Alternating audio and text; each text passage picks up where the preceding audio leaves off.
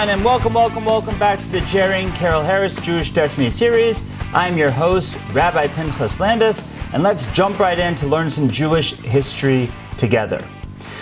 At the dawn of the 16th century, as we started discussing last week, we had the Sephardic world trying to regroup from the expulsion of Spain. We had the Ashkenazi world continue to take a 1-2 punch.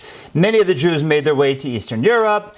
The land of Israel, Eretz Israel, started to become repopulated, and that's where we find ourselves at the beginning of the 16th century.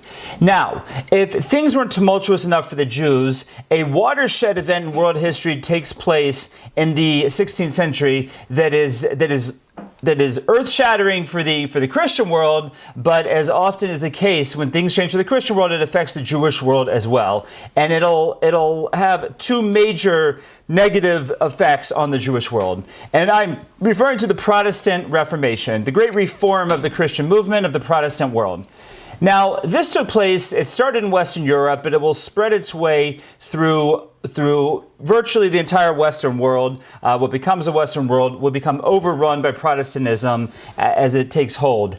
And the beginnings of the Protestant Reformation are in the Roman Catholic Church, the Western Catholic Church. If you recall way back to the fall of the Roman Empire, that when the Roman Empire split into two, the Western and the Eastern empires, those became the demarcations of two major churches, the Roman Catholic Church in the West and the Eastern Orthodox or Greek Orthodox or Russian Orthodox, basically the Orthodox Church in the East. Now, the Orthodox Church, for the most part, will not be affected by Protestantism, at least not early on. And even in many of those countries today, the only version of Christianity offered is Eastern Orthodox.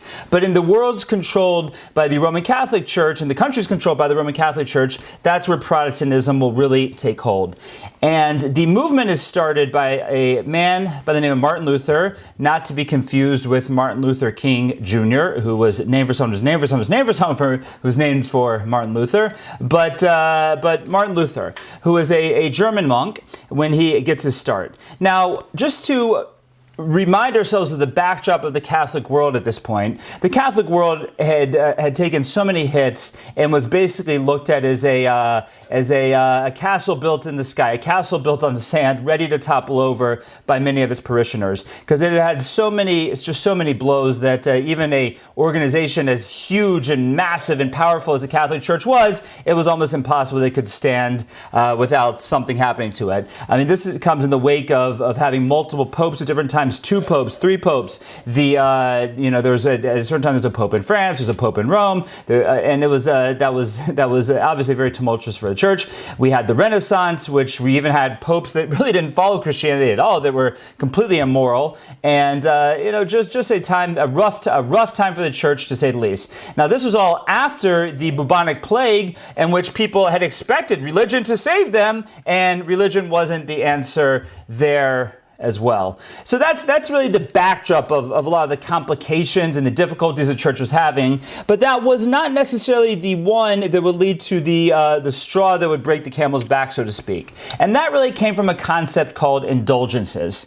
Now, what are indulgences? Indulgences were something that were established by a papal bull, by a decree of a pope, that in its origin was really because the church needed more money, because the church was building all these ornate buildings and cathedrals like the Sistine Chapel and whatnot, and they needed money for that. That needed to be financed. So the church came up with a concept called indulgences. And what was that? That was that a person who had sins that needed to be cleansed and didn't want for them to be cleansed in purgatory and hell or wherever they would go after this world, well, they could buy merits, if you will, from the saints of previous generations who didn't need them, and they could be bought for money. And those monies, so to speak, could wipe out some of the demerits that this person would have. So when they get to the world to come, they could have a quicker route to paradise, so to speak.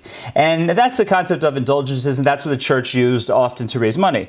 Now, this concept in and of itself was decrepit, but the way it went even beyond it is representatives, quote unquote, of the church would go on indulgence selling missions. and they go to countries and they say they're selling indulgences, and for the sake of whatever, like building the Sistine Chapel or whatever it is, and oftentimes that money wouldn't even make it back to the Vatican, wouldn't even make it back to the church, because everyone had to take their cut along the way. The local bishop would get a cut, the bishop that came on the fundraising mission, and they would all live decadent lives on the backs of the poor, on the backs of the lower class, and this was a problem, needless to say. Now, the one person who finally, now it had been identified as problematic for a long time, but the one person who finally stands up is this Martin Luther, who was a German monk. He had started off his life actually as an academic and was in college studying the law and other things when there's different accounts of what happened, but he had some sort of either epiphany when a bunch of friends passed away, or he had an accident that he was saved from, and he decided afterwards, because of this, he had to commit himself to being a monk. Now, his father was not happy about this. He spent all his money on his education. He goes off to become a religious man, but needless to say, Martin Luther becomes a monk. Now, while he is a monk, he realizes just the decadence of the church, the lack of austerity, it was terrible to him. And not only this, but he was always the type of person who challenged authority wherever he went. He was a very smart person, a master of many languages, and he wasn't going to take face value for face value. He was always a challenger of authority. And the big issue that he sort of started off his movement with was this concept of indulgences. First of all, just at its core, that you could buy your way into heaven, so to speak. Whereas he said Christianity was built on interfaith and comes from within, and not on buying your way in, or not on subservience to the church in Rome. And finally, he put it all down in paper. Now, one more piece of the backdrop here is, at this point in the Christian world, first of all, Christianity really at its core, at least Catholicism, does not want people asking too many questions. Unlike Judaism, where we encourage questions. We just had a few nights ago the Seder, where we had the 4 questions. Really, the whole night is based on asking questions. We even do actions that their whole purpose of it is just to get our kids asking questions. The big joke in the Landis family Seder every year is at the point where we remove the Seder plate, which, if you look in the commentaries, the reason we remove the Seder plate is so your kids will ask, why are you removing the Seder plate? But there's no answer to the question other than that, so you'll ask, why are you removing the Seder plate? In other words, it's an action to say that you got to keep your eyes open today and ask questions throughout, and my job as the father is to answer. That's Judaism. Christianity, or at least Catholicism, definitely not. And this is the world that Martin Luther is entering. So what he does eventually is he writes down his tinus, so to speak, his arguments, in something called the 95 Theses. And the 95 Theses, legend has it that he took the 95 Theses, which the long name was the Disputation on the Power and Efficacy of Indulgences, because again, that was his main argument at first, indulgences. So he had 95 reasons why the indulgence system didn't make sense according to Catholicism. So legend has it that he took the 95 Theses and he nailed it to the door of the synagogue, the church, and that's how he started the Protestant Reformation. And you can imagine, in Defiance, going and nailing it on and starting a whole revolution. In truth, that probably didn't happen. That's probably just legend, and there's no historical proof that such a thing actually happened. What he did do was he mailed the 95 Theses with a letter to the Archbishop of Mainz, the one who was in charge of him, so to speak, and that was in 1517. Now, he is not even excommunicated for 5 years, but that's what happens in 1517. His big argument on the indulgence system, he mails to the Archbishop, and that's the beginning of his movement. That's essentially all he does at the beginning. Now, there's one mistake that can often be made in when you have a dissenting opinion, whether the dissenting opinion is right or is wrong. But a lot of times the revolution is sparked by the establishment giving too much attention to the revolution, so to speak. I always say that in our modern political system, we give way too much attention to the squad. The squad's terrible. I think every Jew agrees the squad is absolutely terrible, and part of their success really is the fact that we give them too much attention. They say outlandish things, and it gets on the front page of Twitter and news and this and that, and you end up with, I don't know what it's up to now, 6 or 9 representatives out of 435 in the Congress, and they hold so much sway. they're either, they're less than a minion. There's less than 10 of them, and they hold so much sway because they're on the fringe and they get attention, and we give them attention. On the flip side, I recently I've been quoted often as saying, but I even had a conversation with a friend of mine who was venting some of Trump's latest whatevers that he did, and I said, really, the press that gives so much attention to Trump right now is really in cahoots with the MAGA movement, because they're doing just as much to fuel the Trump fire as the real Trump loyalists are. And that's okay, whether you like Trump, whether you like that, but again, it's the point that he's getting just as much, he's getting help from both sides of the aisle, so to speak. And that's what happens with the Catholic Church. If the Catholic Church had just ignored Martin Luther, he probably would have gone away. We would have never heard from him. And okay, the church was ripe for reform, but it might not have happened then. It might not have been Martin Luther. But the church just didn't let it go. The Archbishop responds to his letter. He sends it to the Pope. Martin Luther is brought to the Vatican for a trial, essentially giving him a platform. As we say, he's a brilliant person. He successfully defends his 95 Thesis, and eventually in 1522 he's excommunicated. But by then the damage was done, so to speak, because the church hadn't let it go and gave him such a platform in trying to put him down that before you knew it, his ideas were being widely disseminated throughout Western Europe. And before you know it, you have this great schism of the Catholic Church, and it really will spread like wildfire because there's a lot of things that come along with it, not just the problem with indulgences. Another one of the great changes that Martin Luther did was he translates the Bible, which in the Roman Catholic Church was always recited or read in Latin, and by this point in time, most people didn't speak Latin. It's already pretty much a dead language at this point, but he translates it into German, and therefore now the layman could understand the Bible, and he encouraged people to read the Bible and ask questions and to know what it says. That he was the first one to bring that to Christianity. The church didn't like it because part of the church can't hold their sway if the layman knows what's going on. So he promoted the education of the layman of the Bible and of theology, and so people could read it, people could ask their own questions, not just take what their bishop or whatever the monk said, and this was just causing quite an upheaval in the Catholic world. But it spreads like wildfire because people all of a sudden know what their religion's about. They realize that the downtroddenness that they've been through is not fair, and the peasants, the lower class, they join him in droves. One of the things that Martin Luther does away with is he does away with the concept of celibacy, and he marries a former nun, and it's a revolution, and it takes over Germany, it takes over England, and all of these places become Protestant countries. It becomes the establishment. So this is one of, we have it sometimes quite often the truth is we have in history where the revolution becomes the establishment, and in many of these countries within about 100 years, it becomes the establishment. Now, it'll be pretty bloody there at the beginning. We'll have something called the 30 Years' War, which will literally be between the Catholic Church and the Protestant Church, and you're going to have a Counter-Reformation. You're going to have these groups that will pop out of the Protestant movement that'll take the idea of ascetic lifestyle to an extreme, like the Quakers and the Mennonites and the Amish, all these people. But again, it's a revolution that takes over the Western world en masse. Now, initially, when Martin Luther comes onto the scene, he's very positive about the Jews because he says the Jews were right for rejecting the Catholic Church. The Catholic Church is garbage. They did the right thing.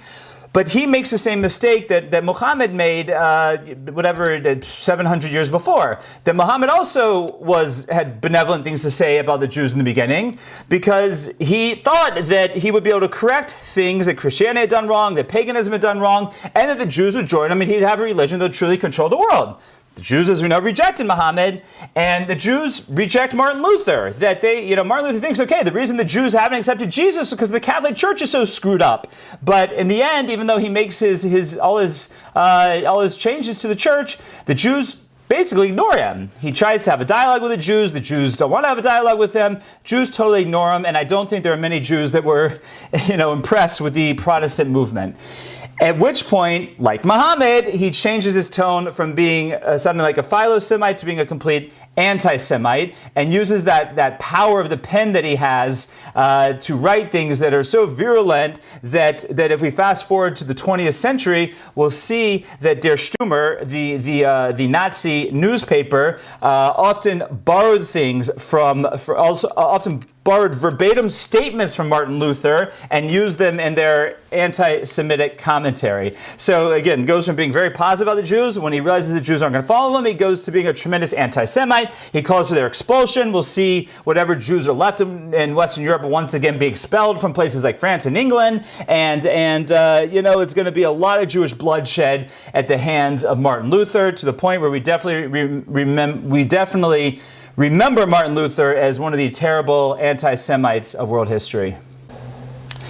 Now, as we mentioned, a tremendous war breaks out between the Protestants and the Catholics, known as the 30 Years' War. And as it usually happens, the Jews are going to kind of be in the wake of that. And we'll basically see, after the Protestant Reformation, after the 30 Years' War, whatever Jews were left in Western Europe, again, they'd had a lot of reasons to flee already, but they will completely get out of there, head to Eastern Europe, and we'll never see Western Europe be have a strong Jewish presence again. I mean, there are Jews today in France and in England, and some other spatterings in Western Europe, but for the most part, Eastern Europe becomes the center of the Jewish world at this point.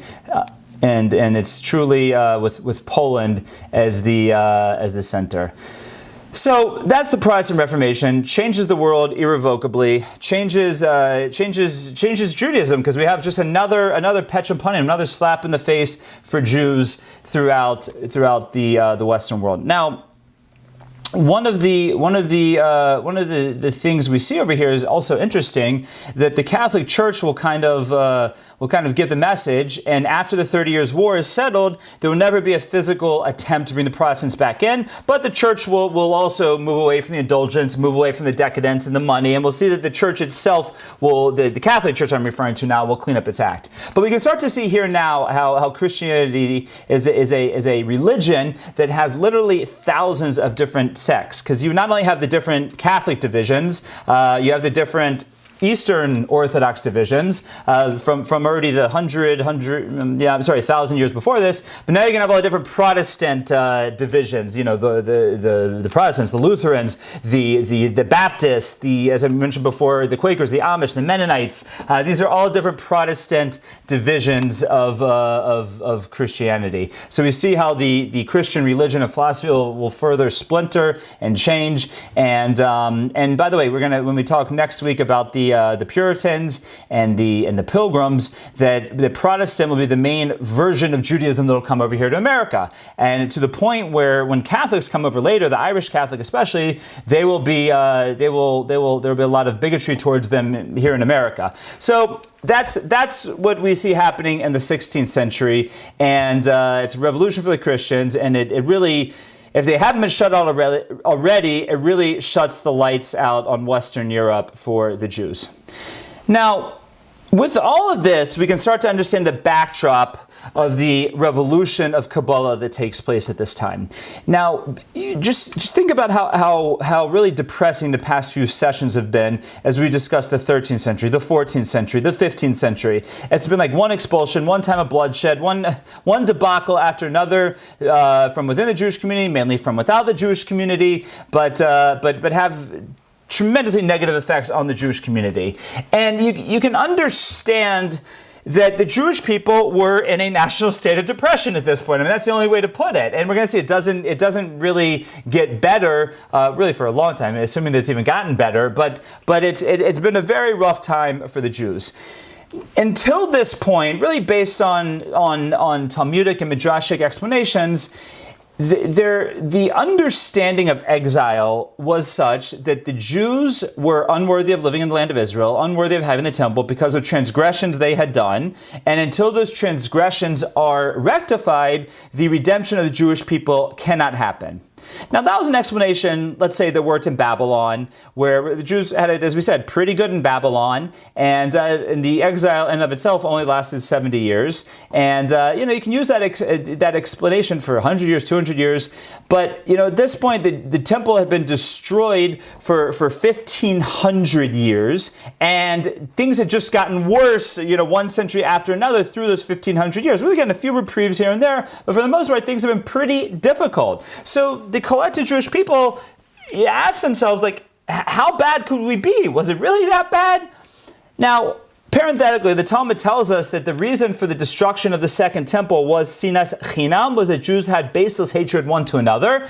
And, we can ask ourselves, has that been corrected in the Jewish world? I don't think so, and we really do have to correct that if we want to see the complete redemption of the Jewish people. When Pesach is Man Cherusenu, the time of redemption, so hey, no time like the present to get going on it. But again, the Jewish people have to ask themselves, how bad are we? How bad are we really that bad?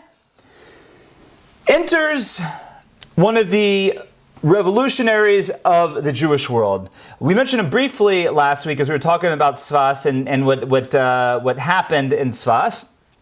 And I'm referring to none other than Rav Yitzchak Luria, who is known to us as the Arizal. Now, the name Arizal is an acronym of his name. His name was Yitzchak, and they would call him Eloki Rebbe Yitzchak, the godly Rabbi Yitzchak, Ari. That's where Ari comes from. Azal is just Zichrona Levracha. So that's where the name, the Ari Zichrona Levracha, comes from.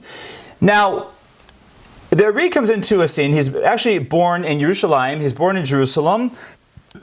Excuse me. He's born in Jerusalem, and his father dies at a young age. He's actually born in Jerusalem, 1534. His father dies at a young age. He has to move with his mother to Egypt, where she came from, and the family is a very prominent family in Egypt. He's provided by his uncles. One of his uncles is Rav Batal Ashkenazi, known to us as a Shita Mekubetzis, one of the great Torah scholars and Torah and Talmudic commentaries of the time, and he becomes known as a boy genius in the Talmud, and at the age of 22, he starts studying Kabbalah. Now, just a quick refresher here. The Kabbalah, the sort of metaphysics of Judaism, the hidden part of the Torah, was part of the Torah transmitted from Moses on Sinai down to the Jews throughout all the generations, but was only studied in small circles by scholars who'd already mastered all of these, so to speak, revealed Torah, given down to us through the Talmud and through the Midrashim. And but it brought with it the way God works, the way God interacts with this world, and the way that the spiritual world and the physical world interact together. Now, at 22, he starts studying Kabbalah, and you might have heard a concept of, you're not supposed to start studying Kabbalah until 40. That is loosely based on a statement in Pirkei Avos, which says that 40 is the age of understanding, but really, a person shouldn't really study things of Kabbalah, what we call the hidden Torah, until they've mastered the revealed Torah. In other words, until they master the Talmud and the open part of the oral transmission that's given to us. And for the Ari, he had already mastered that by the age of 22. So he starts delving into Kabbalistic study. Now, the Kabbalistic ideas have been transmitted orally from Rav Shimon Bar Yochai in the 2nd century, was the first one to organize the ideas of Kabbalah in a book of Midrashim called the Zohar. That book was transmitted really only in small groups, never mass produced for the next 1,000 years. Rav Moshe de Leon is the first one to start to mass produce it, and then obviously with the printing press we can start to have the Zohar being printed. But it was after Rav Moshe de Leon in the 13th century, we see that it was more, I don't want to say widely studied, because it's still only studied in small sections, small subgroups of scholars, but we see that we start to have scholars develop who are studying Kabbalah. And that's where the Ari finds himself as a student of Kabbalah at the age of 22. Now, In 1569, he's going to move back to Jerusalem for a small period of time, and he already had his new ideas, his new approach of teaching Kabbalah, but it doesn't really take in Jerusalem, and so he makes his way up to Tzfas, which, as we said last week, is really the center of the Israeli Jewish community at this time. And he goes up to Tzfas, and his ideas of Kabbalah, his way of teaching these ideas, his way of bringing it to the scholars of that generation, become very popular in the city of Tzfas, to the point where all of the major scholars who we talked about last week, they all become students of the Ari, they all become students of Kabbalah. We mentioned Ramosha Cordovero, who only probably lived for about 6 months with the Ari. We mentioned Rabbi Yosef Cairo. These were all students of the Ari who studied Kabbalah and studied his approach to Kabbalah. Now, what's fascinating is this revolution, and this is really where we see Kabbalah become revolutionized, because it will be after the Ari, where there will be mass study of Kabbalah. There'll be different approaches of how to take Kabbalah down for the layman, so to speak. But he's only in Tzfas for 2 years. He comes to Tzfas in 1570, and he dies in 1572 at the age of maybe 37, 38. So he does everything that he does before he even reaches 40, because he passes away before then. And not only that, but even the teaching of it is done all within 2 years. So it literally sparks a revolution that will change the Jewish world in a matter of 2 years. Now, what is that revolution? What is it what was so ripe that Lurianic Kabbalah, as it's called in scholarly circles, that it spreads like such wildfire throughout the Jewish world? So part of what it does is it brings the supernatural down to this world. And this was a Jewish world, as we mentioned, with the depression that the Jews had, that was ripe for something supernatural. That's what they needed. And they needed that reframing of the exile. And that's exactly what Lurianic Kabbalah offers. Because the explained that the reason for exile was not only because the Jews messed up, which he doesn't ignore because that's what the Talmud says, but he explains that when the Almighty created the world, he attempted to bring his presence down into the world. And it was too much on a spiritual level for the physical world. So the presence, so to speak, exploded and went all over the entire world, a concept called Nitzotzos HaKedusha, sparks of holiness. And those sparks of holiness were spread throughout the whole entire world. So in order for the Messianic era to arrive, for Mashiach to come, all of those sparks of holiness need to be released from the world and actualized. And once they are actualized, then we can come to the Messianic era. Now, this was a reframing of the exile, because first of all, it said that exile is not just because of being punished, but there's a purpose to exile, because the Jews have to go from place to place to place to place, release all the sparks of holiness. Once all those sparks of holiness are released, then Mashiach can come. And if you think about Jewish history, it's kind of played out like that. Since we've been in exile from Israel, we've gone all over the world, and we've had certain places where we were prominent, and the Jewish community can thrive there for a time, and then we're kicked out. And we go to the next place. And we usually don't return to the places we're kicked out from. Or if we do return there, we definitely don't build up to the same level where we did before. I mean, Spanish Jewry from 1492 is never holds a candle to what it was like in the 12th and 13th and 14th centuries. Never at all. And that's the path that we see, which fits right in line with the Ari. That Jews have traveled from place to place to place, rarely returning, at least with success, to places they've been. When they get to those places, they have a certain amount of success, and then they're kicked out to go to the next place. And that was a way to reframe the exile that the Jews were in a way that, no, it's not just because we're bad. It's not just because, it's not just a petch and punim. It's not just a slap in the face. There's a purpose to exile. And if we take this one step further, and we look at the world map and we look at all the places where the Jews have been, well, at this point, the Jews have been virtually everywhere.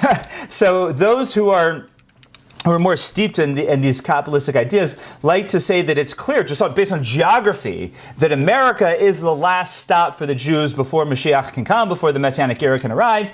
And again, there's certain things that we see that now that from after World War II, really from the 19th century until about 20 or 30 years ago, the center of the world Jewish population was in America. Now it is actually in the land of Israel, and that would go along with Lurianic Kabbalah and the ideas that he said, and even beyond this, that the picture that the Ari paints of the Messianic era is all glory, all miraculous, amazing things going on, much more enticing, so to speak, than let's say the picture that the Rambam paints, where the Rambam says that it'll be pretty much like we have now, just the Jews will all be in Israel, we'll have a king, we'll have sovereignty. Okay, all great things. I don't want to take away from it, but the Ari paints a much more glorious, enticing picture. So. This is really, if you think about it, what the Jewish world needed at the time, and therefore his ideas will spread like wildfire. Now, it will be a little bit of a debate amongst his students as to what to do with his ideas. The Ari himself never wrote, but one of his main disciples, Rav Chaim Vital, wrote down everything, and we have about 20 volumes, around of the Arizal, which are all written by Rav Chaim Vital. We have Rav Chaim Vital's own books that were written, and just from the pen of Rav Chaim Vital, we have 40 or 50 books which explain the whole. All the different ideas of learning Kabbalah and give them down. Now, Rav Chaim Vital himself was of the opinion that the ideas of the Ari were still just for scholars, but there's other groups that said no, it was really for the laymen because it explained things in such clarity and it could be inspiring to people who even did not have a strong Talmudic background, and it's really those students who win, because we're going to see the study of Kabbalah goes throughout the Jewish world. It becomes very popular in the world of the exiled Sephardic Jew. The Sephardic Jew used to be, as we said in previous lectures, were very into the idea of philosophy. Well, that became passé at this point after they kicked out of Spain, because how far did philosophy get them? But instead they embraced Kabbalah. So from this point on, the Sephardic community becomes very intertwined with Kabbalistic idea and Kabbalistic customs. And we're going to see when in a few sessions we talk about the Hasidic movement. The Hasidic movement will truly embrace Kabbalah, and to a certain extent the Muslim movement will embrace Kabbalah. So it'll have its different filtering downs into the Jewish world, but it will truly cause a revolution to the Jewish world, that there is not one corner of the Jewish world today, or really within about 200 years, that is not touched and revolutionized by Kabbalah in some way, shape, or form. Now, there are a lot of things we see from Kabbalah that are part of just the basis of Judaism. For example, the Ari has a famous student by the name of Shlomo Halevi Alkabetz, and he writes a very famous poem called Lecha Dodi, which, no matter if you're Ashkenazi, Sephardi, no matter where you're in the Jewish world, that's still sung on Friday nights.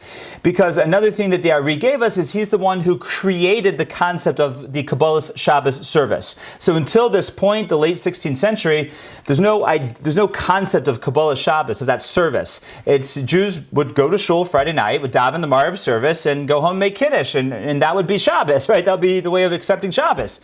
And the Ari created this concept that his students would go out into the fields and meditate, and to say one psalm for each of the 6 days of the week, a total of 6 psalms, culminating with the singing of the poem Lecha Dodi, written by the student of Shlomo Levi Alkabetz, and then they'd sing the 7th psalm, Mizmor Shir L'Yom HaShabbos, and that would be the acceptance of Shabbos. They'd go back into the synagogue then and pray Mariv. So nowadays we don't go into the fields, but we do have that Kabbalah Shabbos services throughout the Jewish world.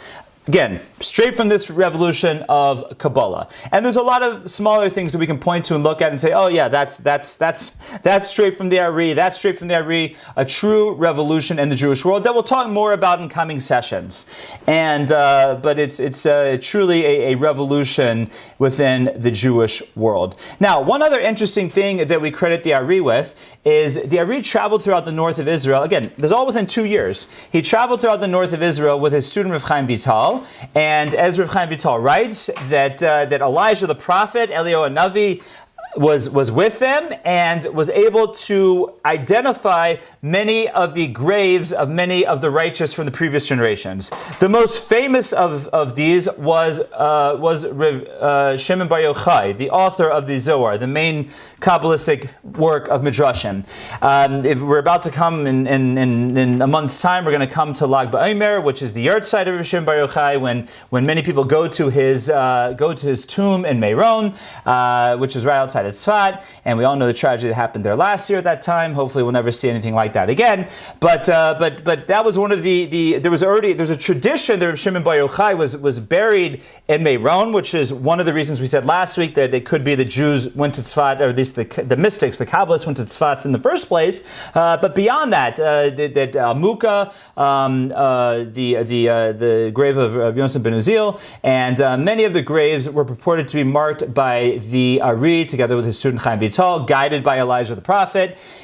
And that's how we have so many famous tombs in Israel today, because many of them are linked to the Ari, many aren't, but they claim to be. Now, before this point, the only famous tombs that we really have a tradition going back probably to the point where they really became the tombs was the Cave of the Patriarchs in Hebron and the tomb of Rachel in Beis Lechem. So those are the only two tombs at this point in the 16th century, but now all these other tombs, Shimon Bar Yochai, Yonatan ben Uziel, Hillel, Rabbi Meir, etc., those all are as a result of the Ari and Rav Chaim Vital. Now, at the same, again, we just have to remember, just this revolution happens within 2 years, and then through the writings of the Rav Chaim Vital, who, by the way, was also a very young man at the time, I think in his 20s when he was a student of the Ari. But they literally changed the whole entire world. At the same time, there is a smaller yet still revolutionary Kabbalistic revolution going on in Poland. And that is led by a man by the name of Rav Yehuda Lowy, who is known to us as the Maharal from Prague. Now, the Maharal is born in 1525, so he is alive at the same time as the Ari, but the Lurianic Kabbalah won't make it to Poland until into Czechoslovakia and the areas where Rav Yehuda Lowy lived. It won't make it there until after he passes away in the early 16th century. But he himself is his own Kabbalistic scholar in the ways of the great Ashkenazi teachers. He is a descendant of Rashi, and really descendant of the school of Rashi, and he's a tremendous Talmudist, becomes a famous rabbi. He becomes a rabbi first in Moravia, and then eventually comes to Prague, in the town where he really becomes famous, and even gives him his name, because referred to him as not only the Maharal, by the way, the name Maharal is Morenu Rav Yehuda Lowy. That's where it comes from, Rav Yehuda Lowy, Maharal.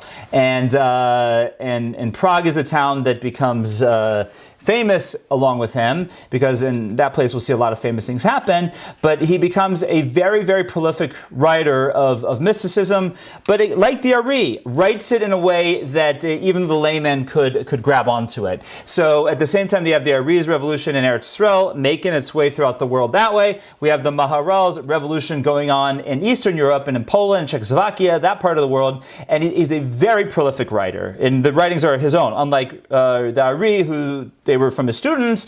The Maharal himself wrote a commentary on Rashi called Gur Aryeh, a commentary on Pirkei Avos, books on all the holidays, a book on Pesach, a book on many books. I think 20 in total, all on these philosophical and mystical ideas. Again, Kabbalistic ideas, not through the Lurianic school because he wasn't exposed to that, but coming down through the school of the Ashkenazi teachers.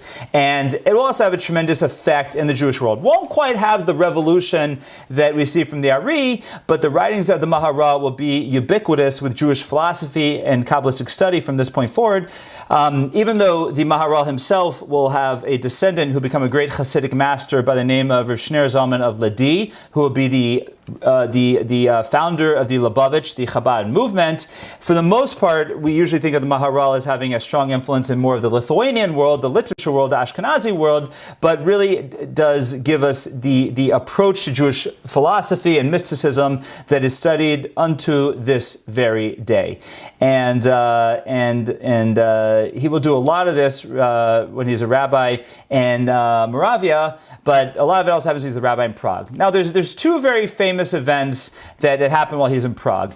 At one point, the emperor, the not so holy, not so Roman emperor Rudolf II, has an audience with the Maharal, invites the audience to his palace, and they have a conversation. They're purported to have studied together or been together all night, and it's purported that a lot of what was discussed were ideas of Kabbalah, of Kabbalistic ideas. But be it as it may, there was a certain kinship between the emperor and the Maharal, who was by this point the chief rabbi of Poland, of Greater Poland, of the Polish kingdom.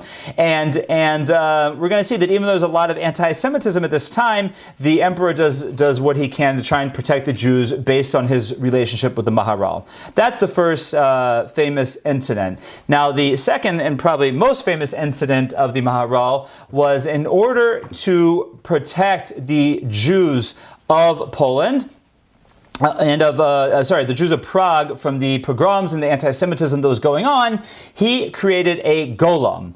Now, what is a golem? A golem is basically a human being that is created with, stuff you have lying around the house, and you use the Shema Meforish, the inevitable name of Hashem, and you could bring a person to life like that. Now, what's interesting is the concept comes from a book called Sefer HaYetzirah, the Book of Creation, which we attribute to actually being written by Adam, the first man, and it tells you how to create something from nothing, because we know that when the Almighty created the world, He created Yesh Ma'ayin, He created something from nothing, and if we were really students of Kabbalah, we could also create something from nothing. And the Maharal is purported to have done that as the golem, who was created to protect the Jews of Prague from anti-Semitism. He is supposedly buried in a room in the attic of, I think, the Altnai Shul in Prague. But this is one of those legends they tell. Did it happen? Did it not happen? There's a lot of speculation in different directions. But one thing I know is they don't tell these stories about you and me. So it tells you something about who the Maharal was.